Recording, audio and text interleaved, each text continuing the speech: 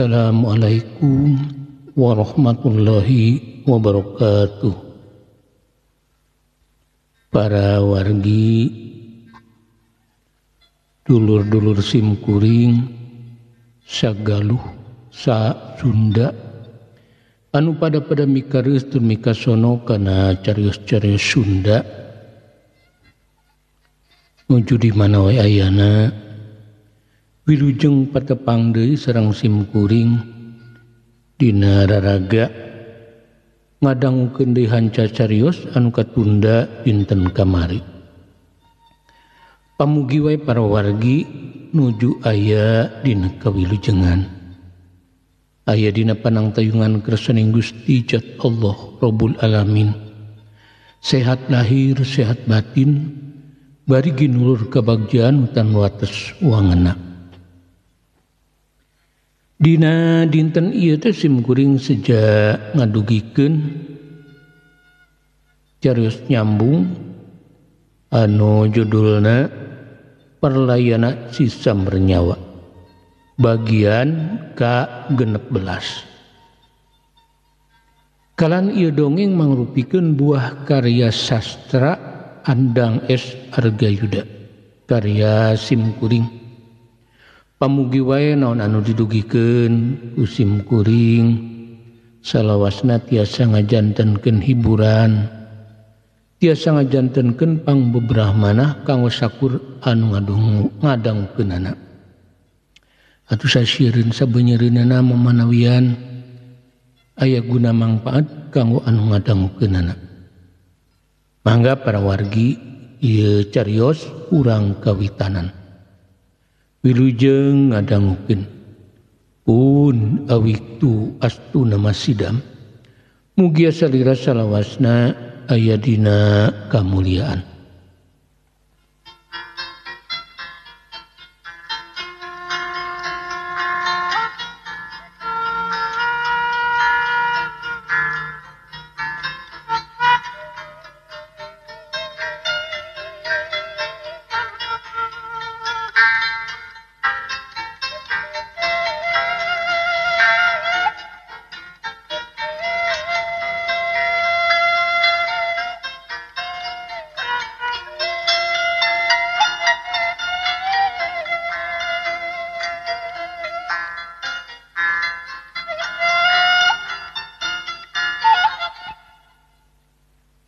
Keheulaanan nah ujug-ujug rek maehan wae pan uing mah ukur ngelingan Ki Bedul nah jadi amarah kitu.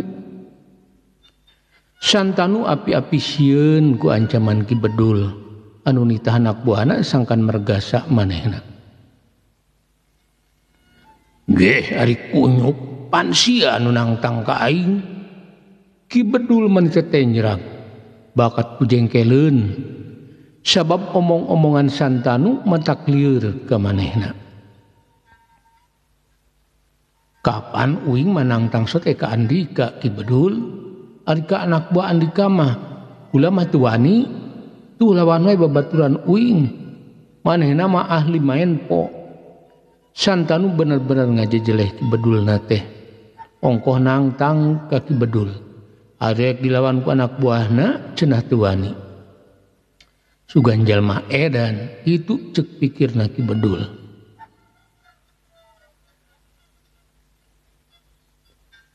Nya jeung kula wae anak buah Ki Bedul mah asa gatel peureup aya ngadagor gadona garong.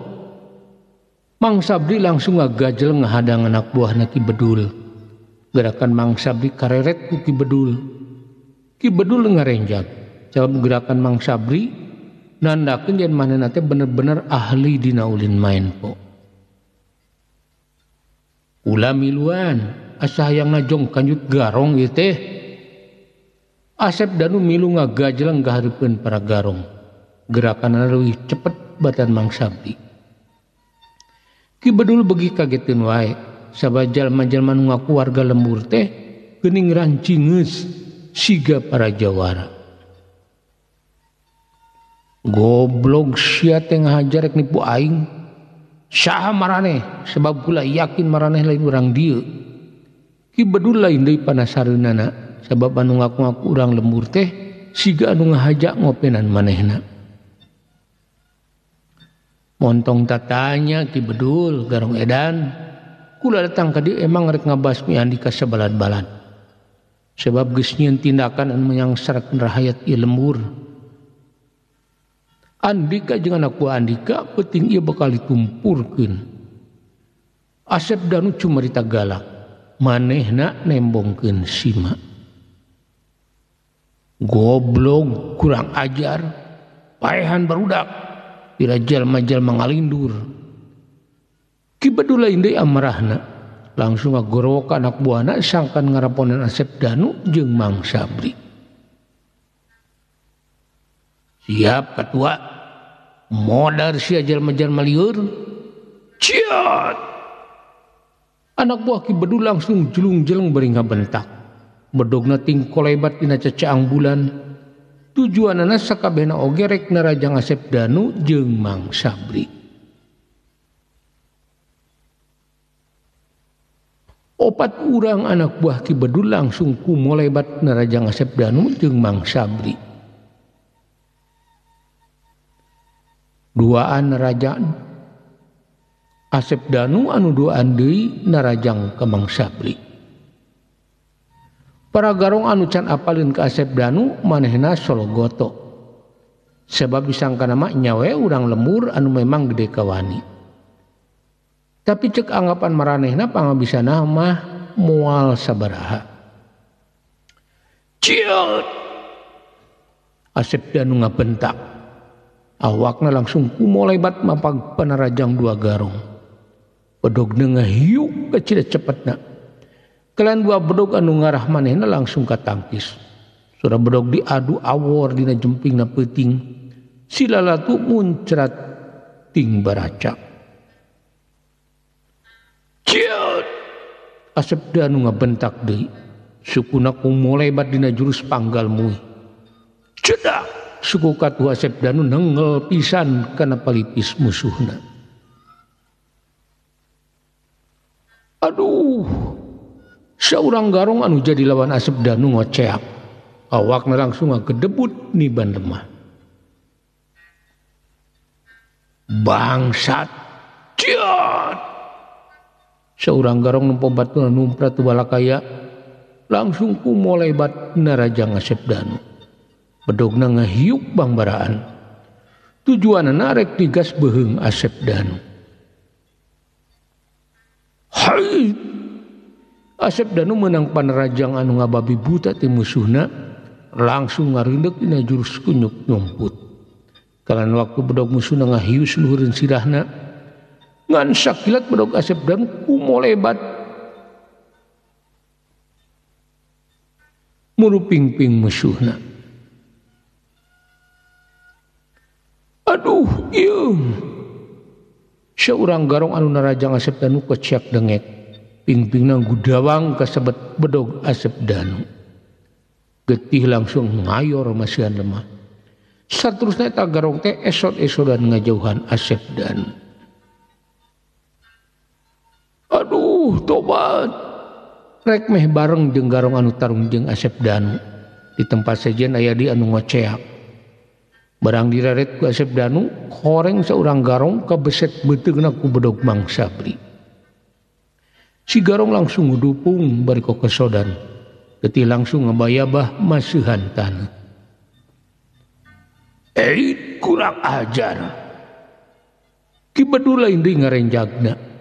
Barang nempo anak buahna ukur sagebragan geus pada numprak.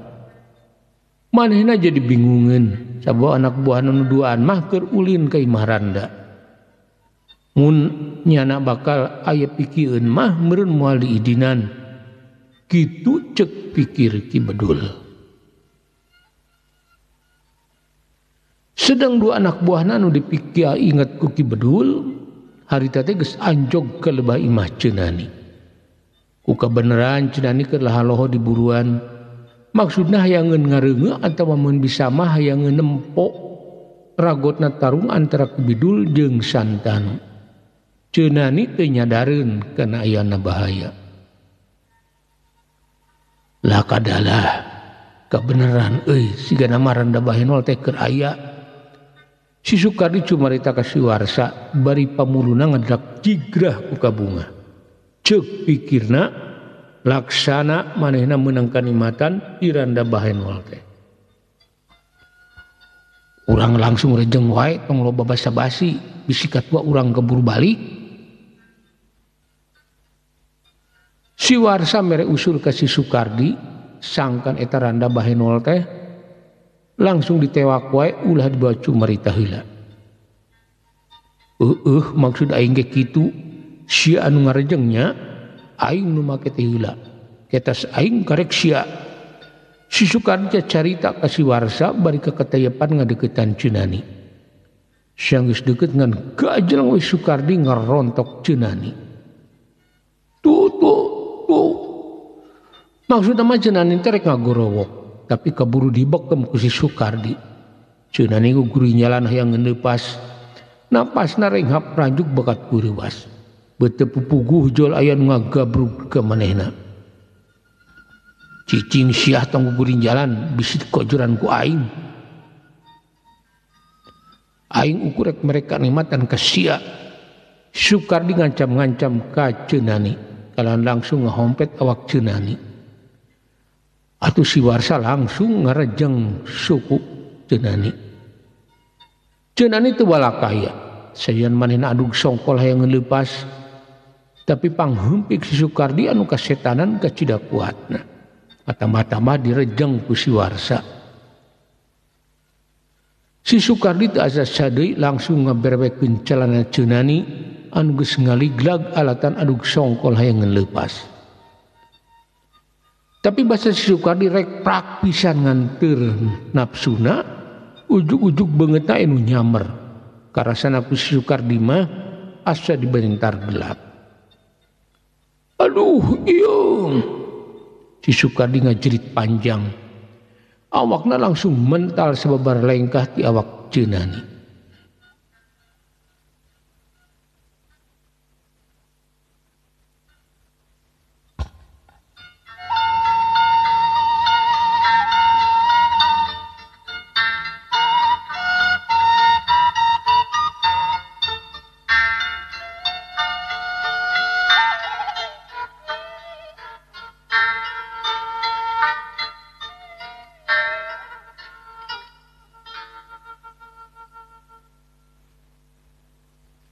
Ke punten urang asuh heula sakedap parawargi. Sakantenan simkuring sejak ngiring emutan ka parawargi anu kalersa nuju ngadangkeun ieu dongeng. Bilih YouTube nanti acan di-subscribe. Punten di-subscribe heulanya. Kelentong hilap like-na oge komentarna. Tiasane supados di mana simkuring medar di lalakon enggal tiasa langsung nembongan di YouTube parawargi. Hatur nuhun kana perhatosanana. Mangga urang lajengkeun.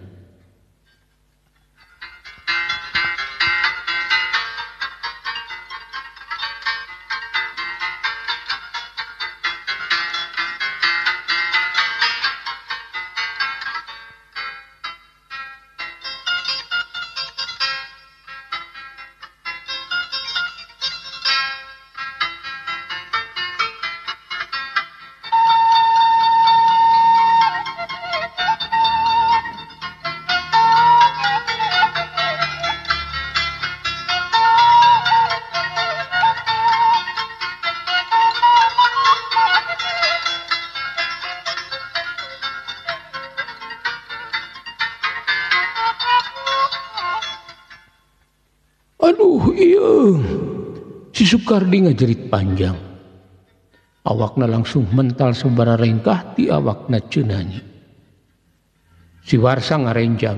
Coba manehna teu eungeuheun kana naon anu kajadian ka si Sukardi. Manehna keur jongjon nyekelan suku Ceunani bari kumetap nempokeun si Sukardi. Basa manehna ngalieuk anu maksud rek nempok kana naon anu kajadian. Ujug-ujug anu nyamber kana puhu ceulina. Ceprod eta nu nyamber teh lir gelap saleser. Aduh, tobat.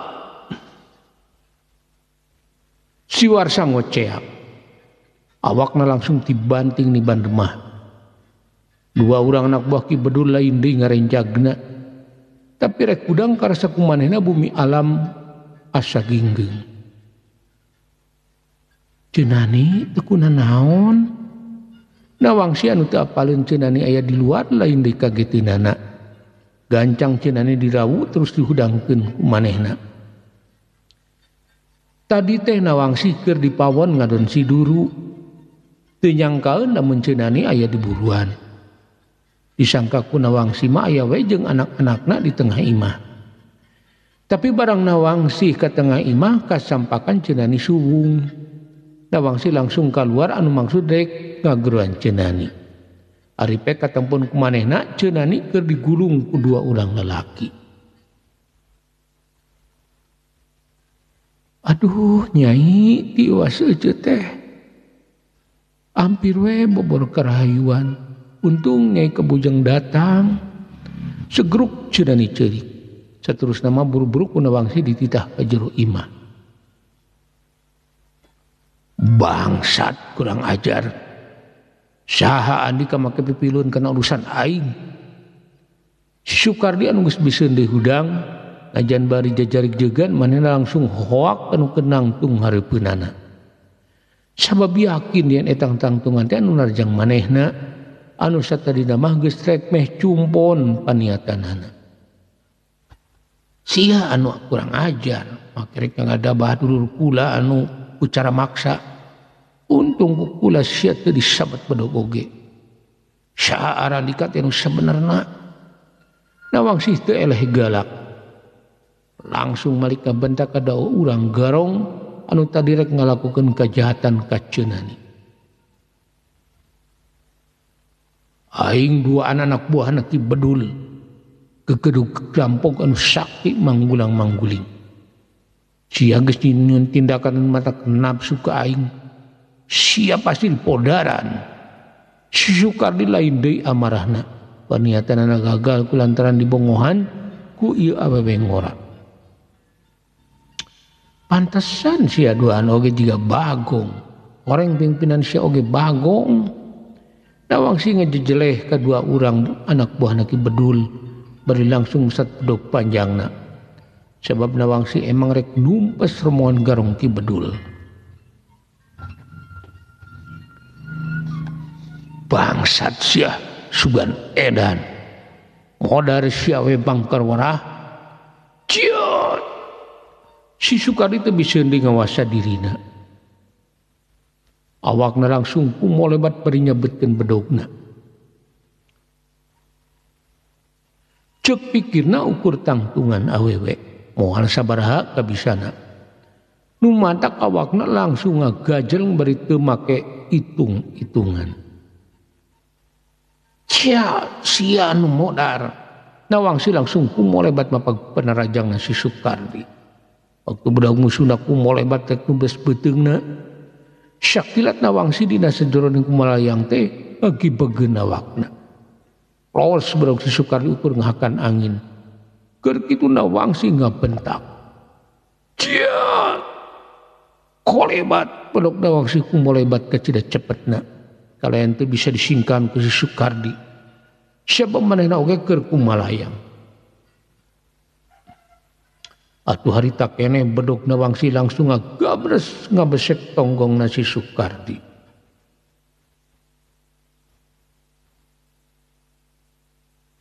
Aduh ieu.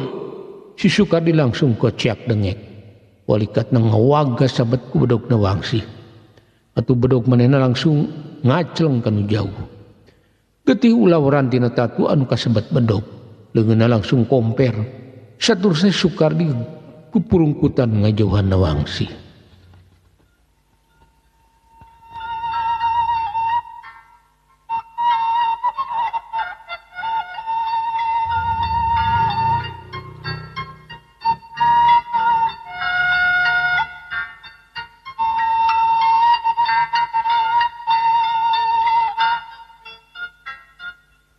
Bangsat modar siapa edan.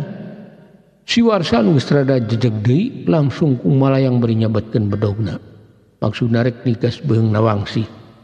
Pedogna kumolebat dina gerakan bulan sapasi. Nawangsi langsung ngareundeuk. Ros bedog si Warsa ukur ngahiuk nureun sirah Nawangsi. Keur kitungan sakit Nawangsi ngibaskeun bedogna. Kalian teu bisa disingkahan ku musuhna. Bedog Nawangsi langsung ngabeset beuteung si Warsa. Anu harita awakna masih can jeg-jeg akibat leungiteun sasaran.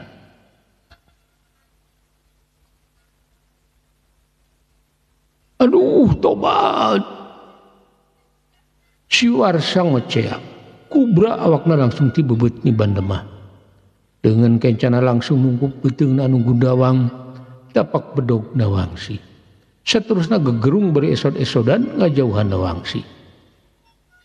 Kabur Warsa. Si Sukardi langsung ngajurung kunung. Saterusna mangpetkeun oleh deui ka musuhna. Si Warsa pun kitu deui, bari terus nungkup beuteungna manehna ti buburanjat kabur nuturkeun si Sukardi. Aduh Warsa, aing ripuh ieu walikat Gudawang. Buah eta teh awewe anu pernah didongengkeun ku batur urang. Nu ayeuna masih can cager tina tatuna. Anu cenah cidra ku polana seurang jawara awewe. Si Sukardi sepanjang gelumpat terus cacarita ka si Warsa. Sabab kareun panggih jeung awewe anu sakitu garangna.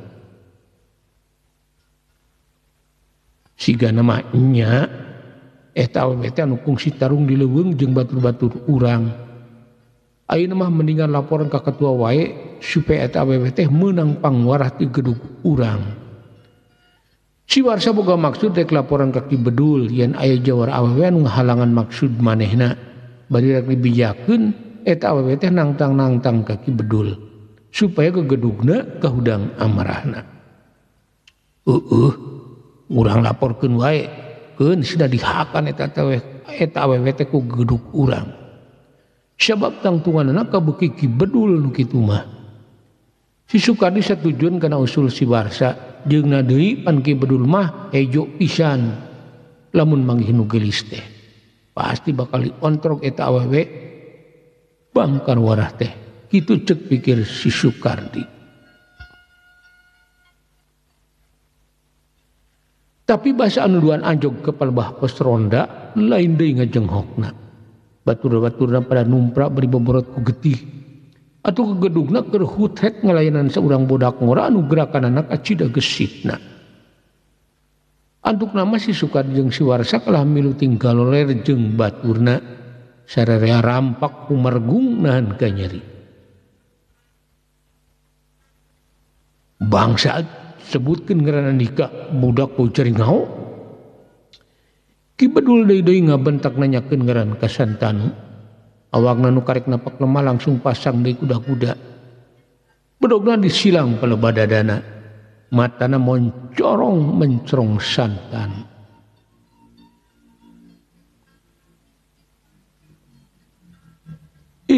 Na ari Andika Ki Bedul keur naon make tanya we ngaran? Da ngaran kula mah teu aneh. Meninggerat rajang dewe diri kula. Ari nya mah Andika teh garong sakti taya tanding. Santanu keukeuh teu ngabejakeun ngaran. Padahal Ki Bedul geus sababaraha kali nanyakeun ngaran manehna. Sebab Ki Bedul teh teu percayaeun lamun anu keur tarung jeung manehna ukur rahayat eta lembur.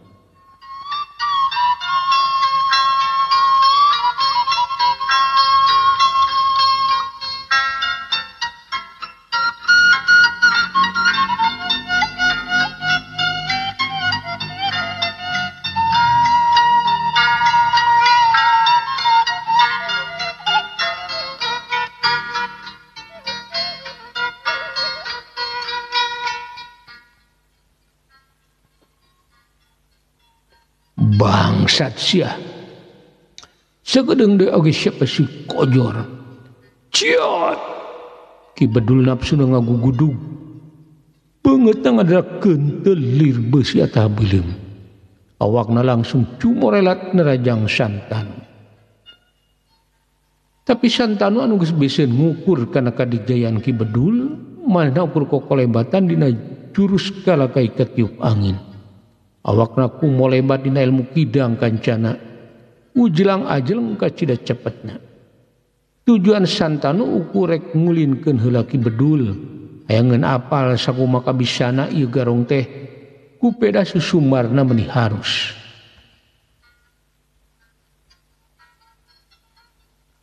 Urang ajar montong babalicetan wae budak edan gerat tadah panarajang aing ari nya mah sia boga pangabisa Ki Bedul lain deui cengkeleunana sabab sakabeh panarajangna anu nembus angin bedogna ukur kumolebat di tempat anu kosong sedang awak Santanu mah teu bisa katoel bajuna acan.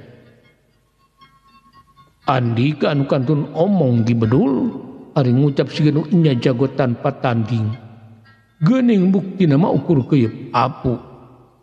Santanu terus-terusan mapanas Ki Bedul sabab jalma model Ki Bedul mah babari kaudang amarah. Namun geus kitu sagala kabisana bakal teu paruguh sabab kajurung ku nafsu.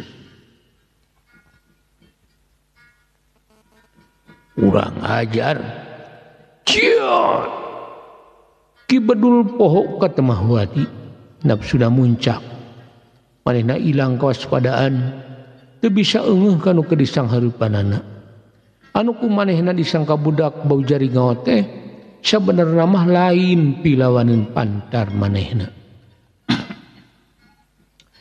Tapi sanajan terus-terusan kumolebat bari nyabet-nyabetkeun bedogna musuhna anu ukur lemor teh keukeuh teu bisa katoel-toel acan. Antukna Ki Bedul jadi amuk asor teu puguh. Gesang badag gesang lemut maseuhan awakna. Nafsu amarahna beuki ngagugudug. Sabab asa karaeun aya jalma bari masih ngora maka bisa ngulinkeun manehna.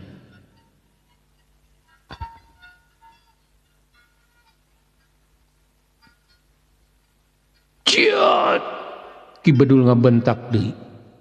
Awakna kumalayang bedogna disebutkeun ti luhur kahanap. Maksudna rek narok sirah Santanu. Ciat Santanu ngabentak. Laju leungeun kencana dipake nada bedog Ki Bedul anu keur nyewuk murus sirahna. Kep bedog anu nyewuk teh katewa ku Santanu. Langsung eta bedog teh dikeupel aya ku aneh. Bedog anu keur nyewuk ditadah ku dampal leungeunna bari terus dikeupel. Tapi leungeun Santanu anu sakuduna mah langsung baloboran ku getih. Tapi ieu mah kalah ramon-ramon anu mabes kana bedog musuhna.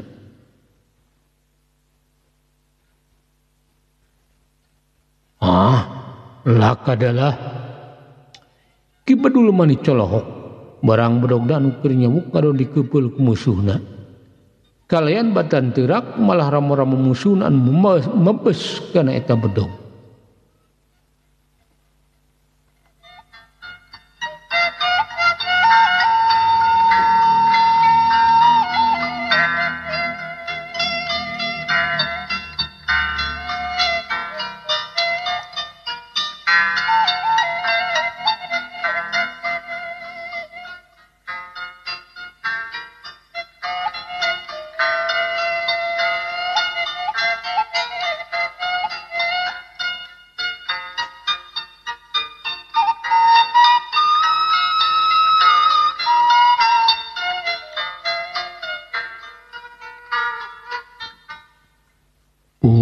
Para wargi rupina caros nyambung anu judulna Perlayan Asih Samber Nyawa bagian ke-16 dicekapkeun mung dugi ka dieu enjing atanapi pageto manawi urang dipareng umur anu panjang tiasa ditepangkeun deui dina kalajengan ieu carios.